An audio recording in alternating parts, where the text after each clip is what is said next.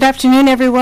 Bonjour à toutes et à tous. Madame la greffière, veuillez, je vous prie, donner le numéro de l'affaire. La greffière, bonjour. Affaire IT 05 88/2 I. Le procureur contre Zdravko Tolimir.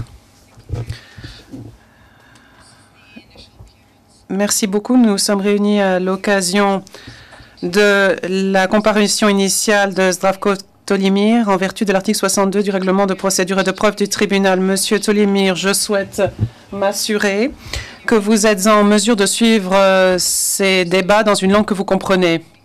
Est-ce que vous pouvez me le confirmer? If you could just use the microphone. Veuillez ouvrir votre micro. Bonjour et merci. Je puis vous suivre.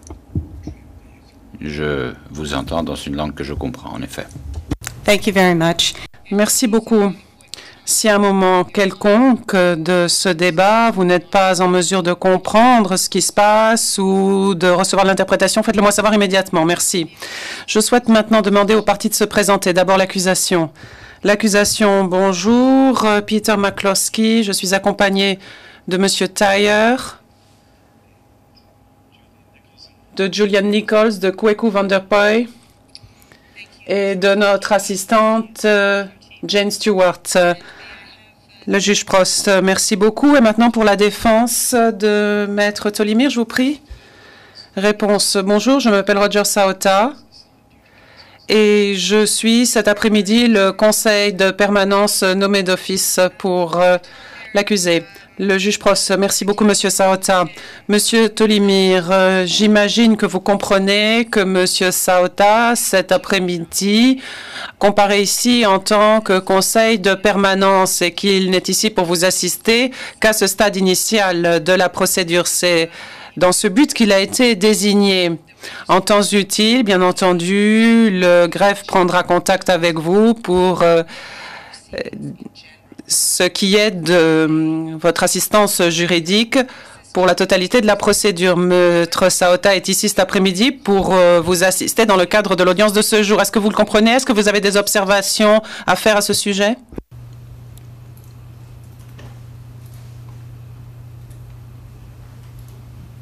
Mr. Saota. Le juge Prost, Monsieur Saota, Maître Saota, je souhaiterais vous signaler que je me suis entretenu avec Maître Saota cet après-midi et il m'a dit catégoriquement qu'il souhaite à ce stade initial de la procédure assurer sa propre défense jusqu'à la nomination d'un conseil qui sera permanent. Le juge Prost, merci. Est-ce que c'est bien le cas, Monsieur Tolimir? Cet après-midi, vous souhaitez vous défendre vous-même et il faudra que je m'adresse à vous directement.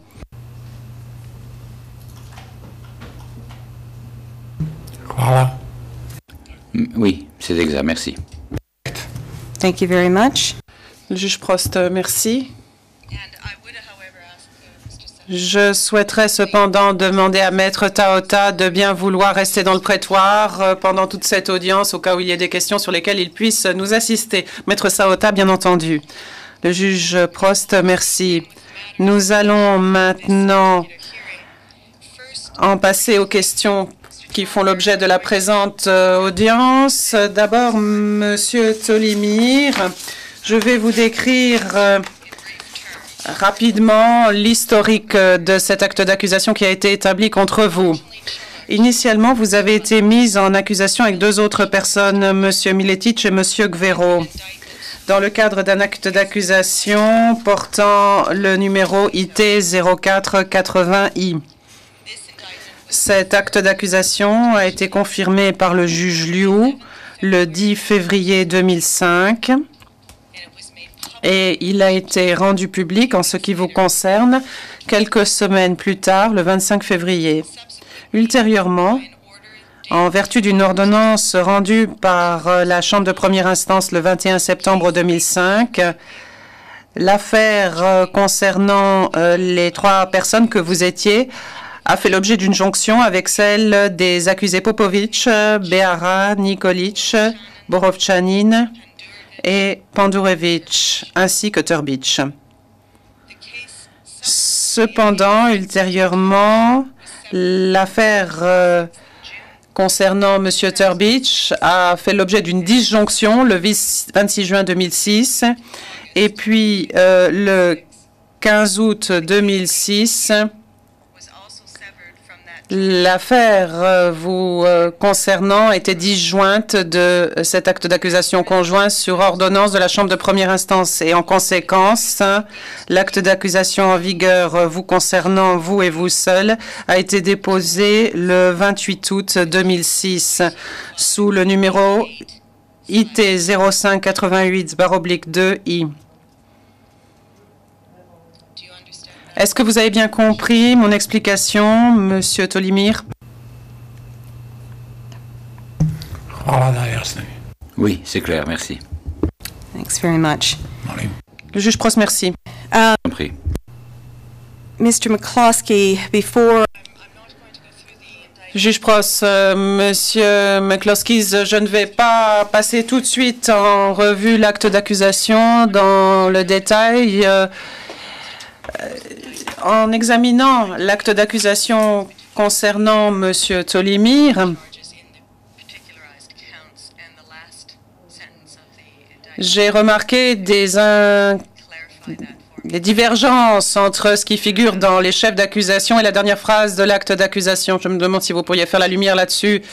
Il s'agit de l'application ou non de l'article 7.3 du statut. Monsieur McCloskey, effectivement, il y a une erreur qui s'est glissée à la dernière page, page 32 en BCS, page 30 en anglais. À la dernière ligne, il est fait référence à l'article 7.3.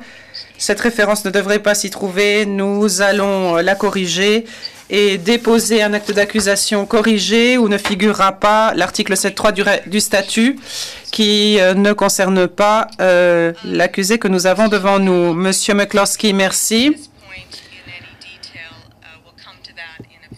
Je ne vais pas pour l'instant passer en revue en détail l'acte d'accusation. Je souhaiterais simplement, pour vous ainsi que pour d'autres membres du public qui suivent ces débats, je souhaite simplement faire un résumé très bref de cet acte d'accusation. Un acte d'accusation, vous êtes mis en accusation pour 2 chefs de génocide en vertu de l'article 4 du statut du tribunal, génocide et conspiration aux fins de commettre le génocide. Il vous est reproché 5 chefs de crimes contre l'humanité en vertu de l'article 5 du statut, à savoir extermination, assassinat, persécution pour des motifs politiques, raciaux et religieux, actes inhumains, et expulsion, et il y a également un chef de violation des lois ou coutumes de la guerre en vertu de l'article 3 du statut du tribunal pour des actes de meurtre. Dans le cadre de cet acte d'accusation, il vous est reproché d'être individuellement responsable des crimes qui figurent dans cet acte d'accusation en application de l'article 7.1 du statut du tribunal. Sans entrer dans le détail des chefs qui figurent dans l'acte d'accusation, je dirais simplement qu'entre le 11 juillet 1995 et le 1er novembre de cette même année 95, vous-même, Monsieur Tolimir, avez été animé de l'intention de détruire une partie des musulmans de Bosnie en tant que groupe national, ethnique ou religieux, que vous avez tué certains membres de ce groupe dans le cadre d'exécutions sommaires, y compris des exécutions sommaires planifiées ou opportunistes, et que vous avez causé des dommages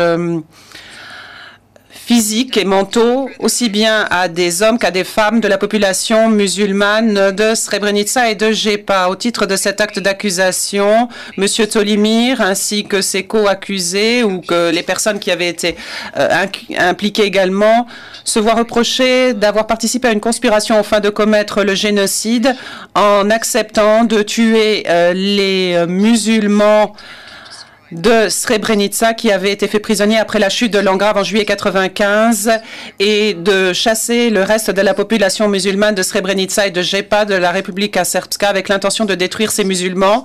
Et d'autre part, l'acte d'accusation stipule que M. Tolimir et d'autres personnes ont été membres de cette entreprise criminelle commune à laquelle ils ont participé de manière en toute connaissance de cause. Et l'objectif de cette entreprise était de chasser la population musulmane de Srebrenica et de Jepa.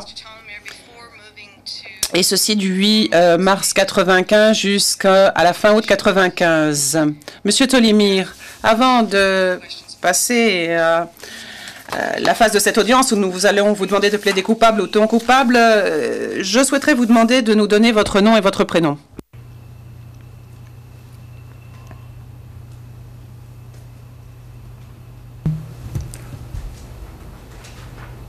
Voilà. Merci. Je vous prierai de bien vouloir agréer le fait que je n'accepte pas de vous donner mon nom et prénom avant que vous, en tribunal, dans cette déclaration, vous ne vous prononciez sur les circonstances qui ont provoqué mon arrestation. Et l'on a cherché à effacer toutes les coordonnées où je suis inscrit en tant que citoyen de l'État dont je fais partie. Merci. Do not wish at this time. Si je comprends bien, Monsieur Tolimir, vous ne souhaitez pas décliner votre identité pour le compte-rendu d'audience. Ai-je bien compris?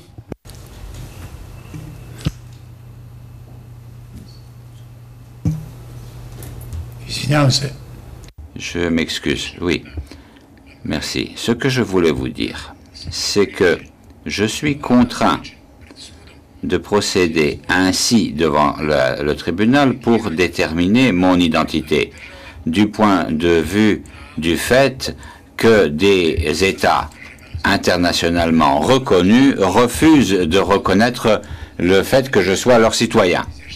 Alors, le fait de dire quelle est mon identité ou de me prononcer sur celle-ci ne servirait à rien, ni pour ce débat, ni pour le procès au final, pas plus que pour ce qui est de la mise en œuvre d'un jugement une fois le procès terminé. Merci. Well, let me try it this way, Mr. Essayons de procéder de la manière suivante, Monsieur Tolimir. Mettons de côté la question de la nationalité ou de l'État qui est le vôtre. Est-ce que vous êtes simplement prêt à nous donner votre nom sans nous donner d'informations supplémentaires? Simplement votre nom, vos noms et prénoms. Vous n'y êtes pas obligé, mais si vous êtes prêt à le faire, ceci nous permettra de confirmer la chose pour le compte-rendu d'audience, sans évoquer aucune des autres questions que vous venez d'aborder. Voilà. Merci. Je vous comprends. Je comprends la procédure en question. Vous m'avez déjà... vous êtes déjà adressé par mon nom et prénom. Je ne nie pas mon identité. Cette identité est niée par d'autres. Et si vous le permettez, je puis faire une déclaration brève et formelle pour vous l'indiquer. Et en attendant notre prochaine audition, ou ma prochaine audition, il conviendra au tribunal d'enquêter sur la chose dans l'objectif de procéder à un procès équitable et juste et de déterminer mon état de santé. What I would suggest we're going to Merci beaucoup, Monsieur Tolimir. Dans ces conditions, ce que je vais faire, c'est que je vais procéder aux formalités qui sont nécessaires dans le cadre de cette comparution initiale. Ceci est préconisé par le statut ainsi que par le règlement. Et ensuite, je vous permettrai d'intervenir au sujet des questions que vous souhaitez aborder et ça pourra continuer à être exploré lors des audiences suivantes. Voilà donc la manière dont je vous propose de procéder. J'imagine qu'à ce stade de la procédure, vous n'êtes pas non plus prêt à nous confirmer votre lieu et votre date de naissance. Ai-je bien saisi? Voilà. Merci. Vous avez parfaitement bien compris. Je souhaite vous dire toute chose. Cependant, je voudrais que vous m'aidiez afin que ma position soit prise en considération de façon objective et afin que les circonstances dans lesquelles je me suis trouvé devant ce tribunal. Et cela est nié par ceux qui ont participé à mon extradition pour que je sois acheminé vers ce tribunal pénal international. Merci. Thank you, Mr. Tolmir.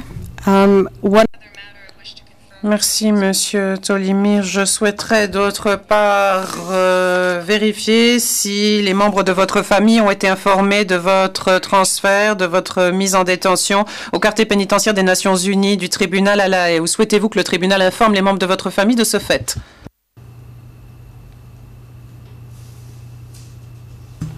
Voilà. Merci. Ma famille se trouve être informée par l'intermédiaire d'un avocat de la famille qui travaille et qui intervient auprès de ce tribunal international. Aussi estimais-je qu'il n'est point nécessaire de la part du tribunal de les en informer. Mais merci quand même. Thank you very much. Now, Merci beaucoup. Monsieur Tolimir, il y a encore un point que je souhaite aborder avec vous. D'autant plus que vous avez demandé à assurer votre défense dans le cadre de ces premières procédures. Je voudrais que vous compreniez que dans le cadre de l'audience de ce jour et des audiences qui vont suivre devant le tribunal, vous avez certains droits et je suis sûr que le Conseil de permanence vous les a exposés. Ces droits figurent dans le règlement de procédure et de preuve et dans le statut du tribunal. Il s'agit pour l'essentiel des articles 20 et 21 du statut du tribunal. Et vu les responsabilités qui sont les miennes, au terme du règlement, dans le cadre de cette comparution initiale, je souhaite vous rappeler que vous avez le droit d'être informé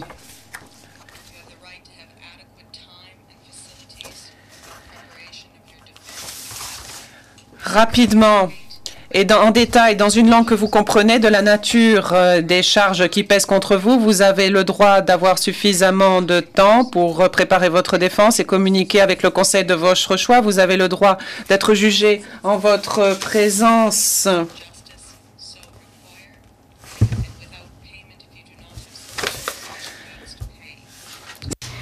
and of course you have the right not to be compelled to testify against.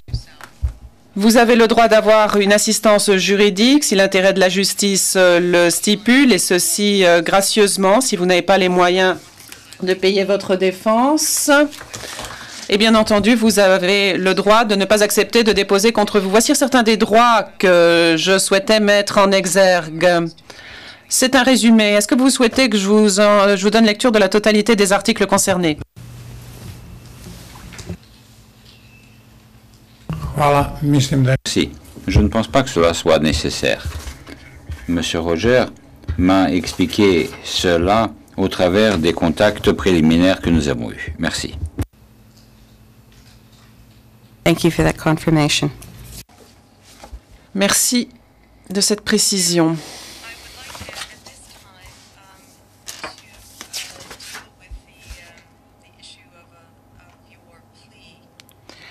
Nous allons maintenant passer à la phase de cette audience où vous êtes amené à plaider coupable ou non coupable.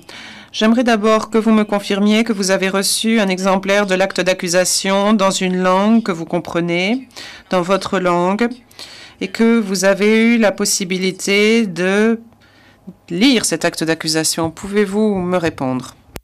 Hvala, dobio sam primjer. Oui, merci. J'ai obtenu un exemplaire dans une langue que je comprends il y a 2 jours et j'ai eu le temps de lire l'acte d'accusation et de l'examiner. Merci. Now, as was probably explained to you as On vous l'a sans doute expliqué, mais vous avez le droit cet après-midi que l'on vous donne lecture de cet acte d'accusation dans son intégralité. Mais vous avez tout à fait le droit de renoncer à ce droit. et de nous le confirmer, si c'est le cas. Je souhaite donc vous demander si vous voulez qu'on vous donne lecture de l'acte d'accusation ou si vous renoncez à exercer ce droit.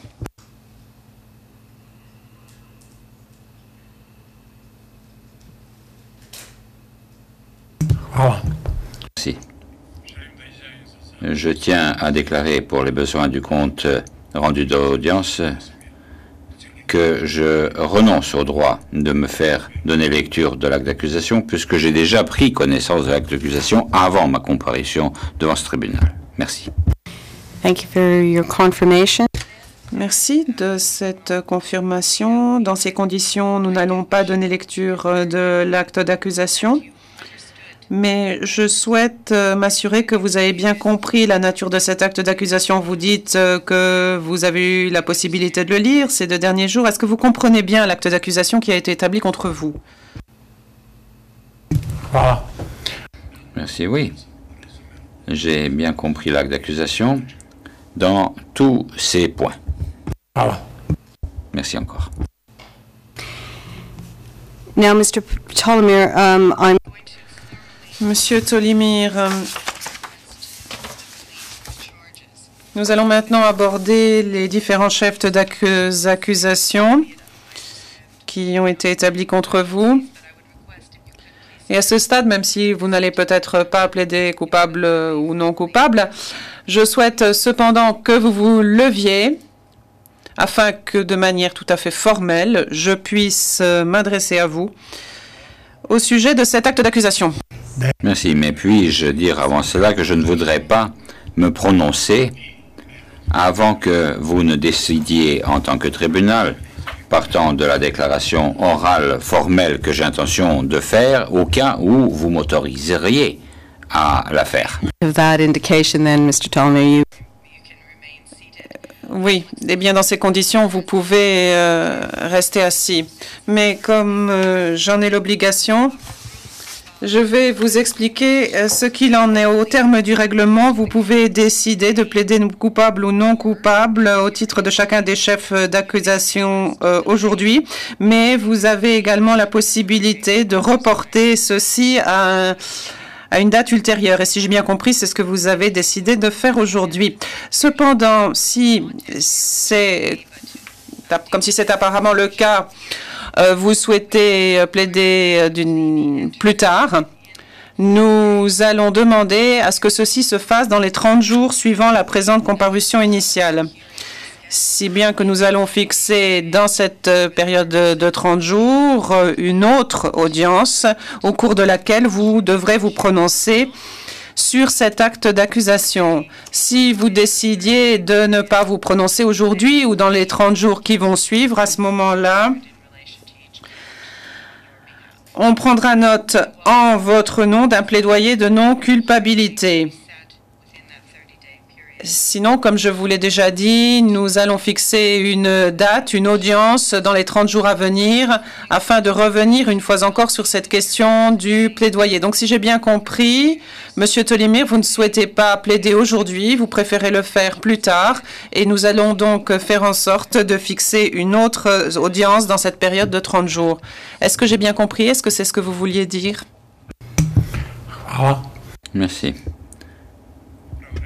Vous venez de dire ce que je voulais dire moi-même, parce que je n'ai pas d'autre possibilité de faire autrement, étant donné les faits et les circonstances dans lesquelles je serais censé me prononcer ou plaider.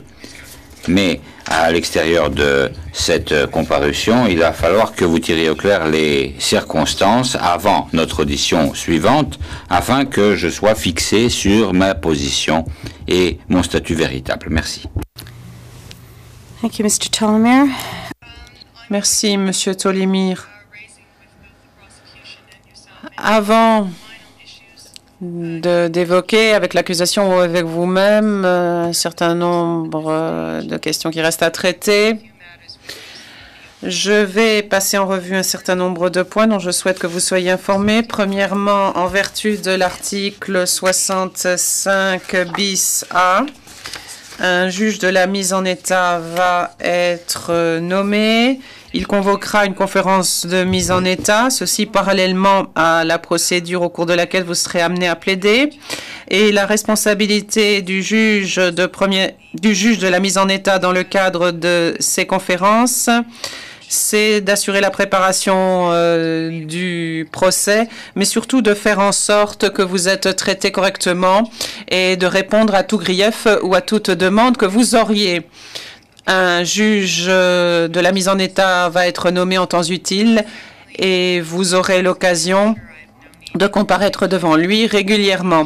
Deuxièmement, Monsieur McCloskey, il est sans doute inutile que je vous rappelle quelles sont les obligations de l'accusation en vertu de l'article 66 AI du règlement de procédure et de preuve. Vous devez, dans les 30 jours suivant la comparution initiale de l'accusé, lui remettre les copies de toutes les pièces conjointes à l'accusation lors de la demande de confirmation, ainsi que toutes les déclarations préalables de l'accusé recueillies par le procureur. J'imagine que ceci sera fait conformément au règlement. Monsieur McCloskey, oui, Madame la Présidente. Les pièces jointes sont disponibles sous forme de classeur, mais nous préférons les fournir normalement à un avocat afin qu'elles ne se perdent pas ou dans le cadre des transferts entre le tribunal et la prison. Le Président, oui, je pense que vous pouvez aborder la question avec le Conseil de permanence et avec Monsieur Tolimir pour voir la manière appropriée de procéder. Merci. D'autre part, Monsieur Tolimir, votre conseil vous a sans doute prévenu que, en vertu de l'article 72A du règlement, vous avez une période de 30 jours pour déposer toute exception préjudicielle éventuelle. À partir du moment, bien entendu, où vous aurez reçu les pièces jointes que je viens d'évoquer avec l'accusation.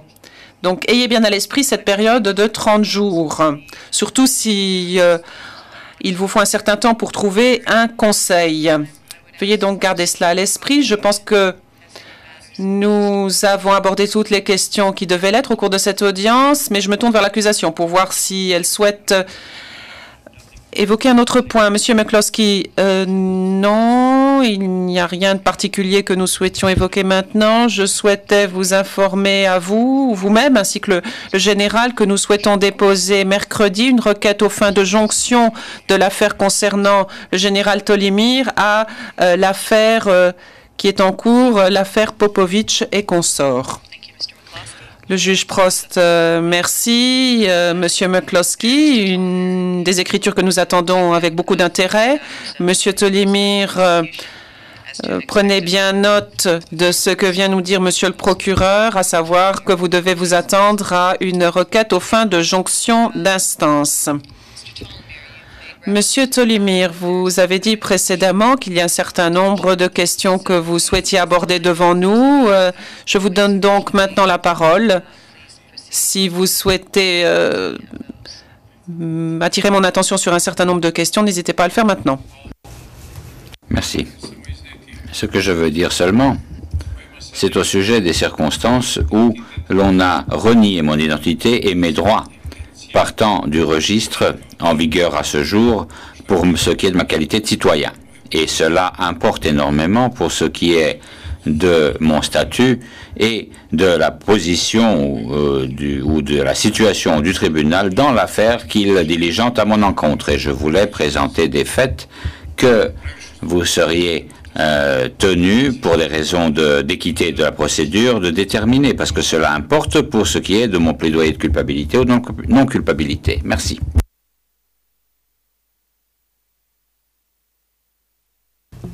Is there any particular facts that you wish? Est-ce qu'il y a des faits particuliers que vous souhaitez nous présenter maintenant, ou est-ce que vous avez l'intention de nous en faire part plus tard, soit par l'intermédiaire de votre conseil de permanence, soit par un autre biais?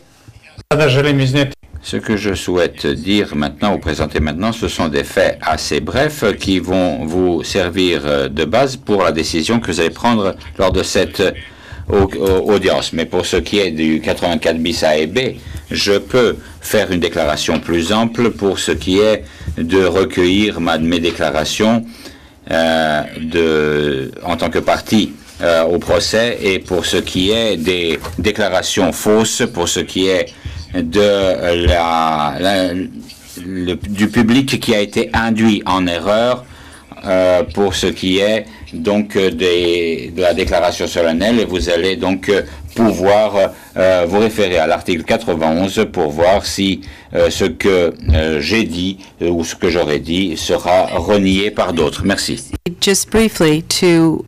Monsieur Tolimir, veuillez en quelques mots nous dire quelles sont les questions que vous souhaitez porter à notre attention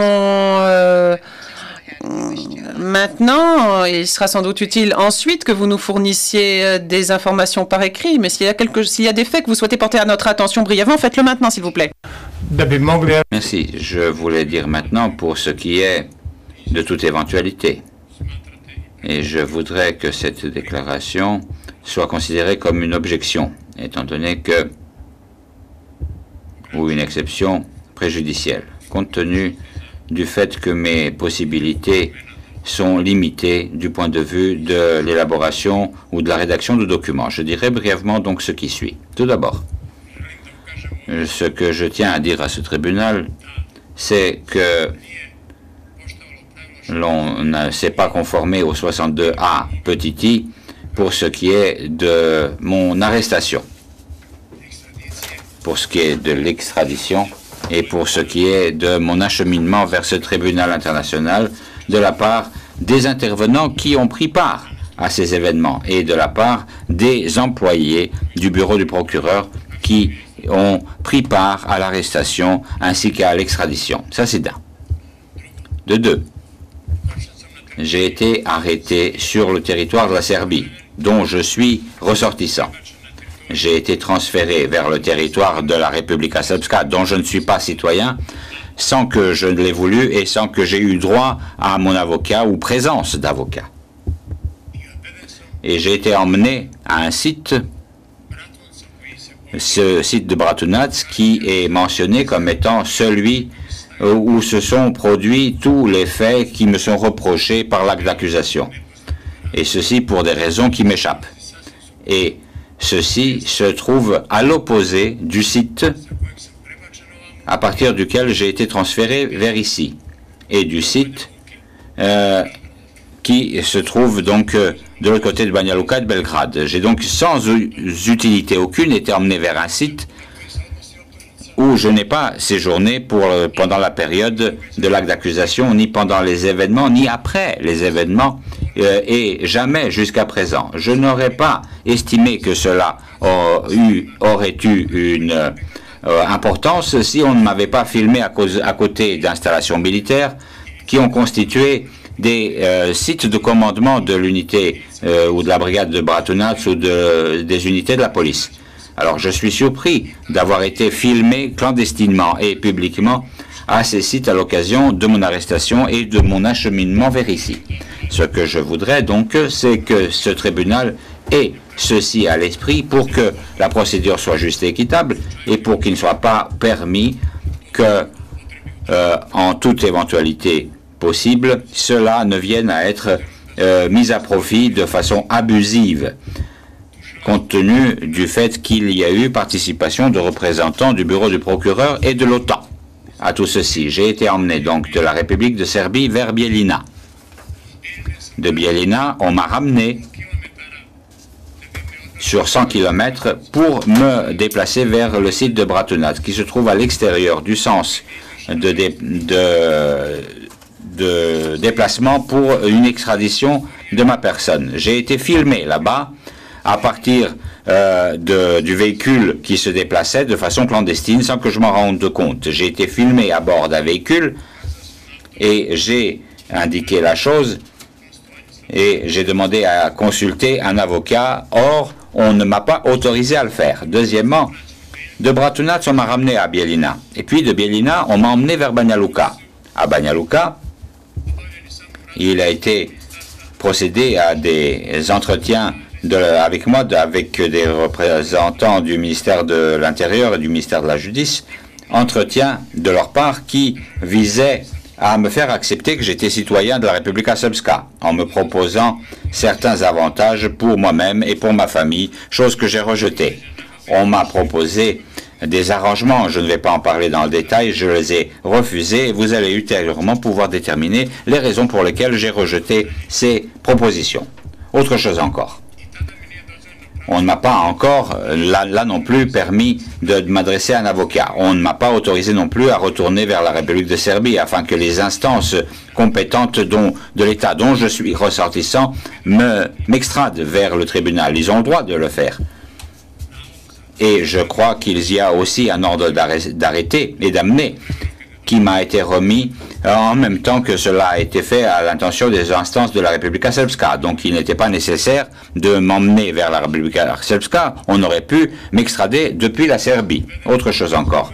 On m'a emmené une fois de plus, sans que je sois d'accord, vers un site inconnu où l'on a fait venir un hélicoptère de l'OTAN et j'ai été remis entre les mains d'une unité de l'OTAN, où a fait son apparition, au bout d'un certain temps, un représentant du bureau du procureur du tribunal de la Haye. Et une fois de plus, une fois que j'ai été prise en charge par le bureau du procureur et l'OTAN, on ne m'a pas autorisé à avoir mon avocat de présent. Qui plus est, pour ce qui est des compétences de l'OTAN et du bureau du procureur, pendant 50 heures, j'ai été sans arrêt avec eux, chose qui pourra vous être confirmée, et cela ne fera que confirmer la véracité de tout ce que je viens de vous dire. Je ne souhaite pas exposer plus en large,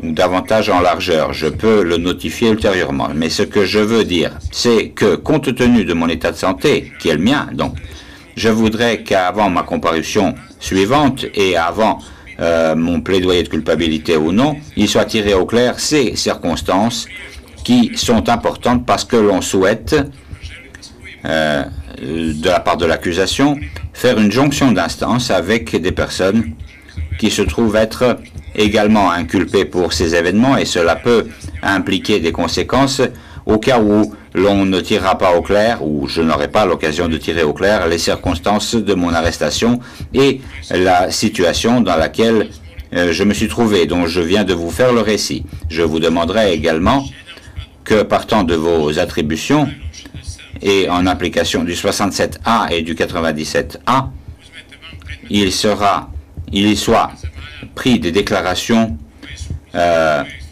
auprès des représentants des pays qui ont procédé à mon extradition, à savoir la Serbie et la Republika Srpska. Je voudrais également que vous recueilliez des déclarations de la part des représentants du bureau du procureur, de l'OTAN à Sarajevo et du porte-parole du bureau du procureur qui a induit le public dans l'erreur.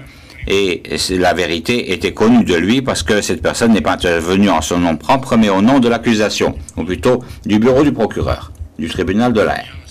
Je vous demanderai donc, partant de ces déclarations que vous allez recueillir dans une procédure à part, suite à mes déclarations, vous preniez une décision pour ce qui est de la procédure à poursuivre, et suite à ces déclarations, il vous sera permis de déterminer quel est le pays qui prendra en charge toutes les obligations qui sont les siennes en tant que pays dont je suis ressortissant, parce que cela est important, parce qu'il n'y a pas, moi, d'accusé ici, et je ne suis pas personnellement inculpé ici pour une responsabilité personnelle, mais on inculpe ici un État et un peuple parce qu'il y a un chef de génocide, et il n'y aura pas de conséquences pour moi seul, mais pour le peuple. Et moi, je ne veux pas que cela se produise, parce que au cas où cela m'arriverait à moi, compte tenu des circonstances dans lesquelles je me trouve, ce serait autre chose. Je vous remercie. Et je tiens aussi à vous dire encore qu'il convient de garder à l'esprit, compte tenu des procédures extérieures à cette audience, que je suis dans un mauvais état de santé. J'ai eu 3 hémorragies cérébrales, et de 84 kilos que j'avais, j'ai à présent 58 kilos seulement. Compte tenu du fait que je suis en train de rapidement perdre mon poids, je voudrais que vous déterminiez rapidement toutes les circonstances qui influeront sur la suite de la procédure en raison des autres intervenants dans la procédure et dans l'affaire. Je vous remercie.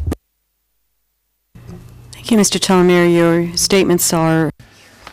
Merci, Monsieur Tolimir. Vos déclarations sont consignées au compte-rendu d'audience. Je ne vais pas faire de commentaires sur ce point, sauf sur le dernier point. Et si vous le souhaitez, nous pouvons passer à huis clos partiel pour l'évoquer. Enfin, je souhaitais simplement m'assurer que depuis votre arrivée au quartier pénitentiaire, vous recevez les soins médicaux appropriés. Est-ce que les responsables du quartier pénitentiaire ont pris en compte vos problèmes de santé et en ont parlé avec vous? Est-ce bien le cas? Est-ce que vous êtes satisfait de vos conditions de détention s'agissant de votre santé? Voilà. Je vous remercie. Je puis dire qu'ils ont été tout à fait corrects à mon égard. Pour ce qui est du personnel de l'unité de détention et de l'hôpital de cette unité de détention, je suis visité au quotidien, je bénéficie d'une pleine attention et je dirais que cette attention va au-delà de mes attentes. J'espère qu'on me fournira la possibilité de me remettre de façon réussie et on pourra donc parler des faits qui figurent à l'acte d'accusation une fois que je me serai rétabli, une fois que j'aurai donc reçu les soins nécessaires. Merci. Thank you. And as indicated, Merci. Nous allons porter à l'attention du quartier pénitentiaire ce que vous avez déclaré au sujet de votre état de santé. Soyez-en sûrs. Je ne sais, apparemment, l'accusation et M. Tolimir ne souhaite rien ajouter.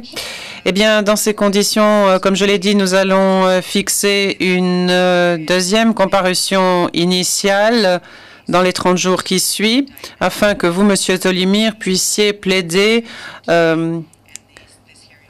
Et nous en sommes arrivés à la fin de l'audience de ce jour. Pourriez-vous le faire?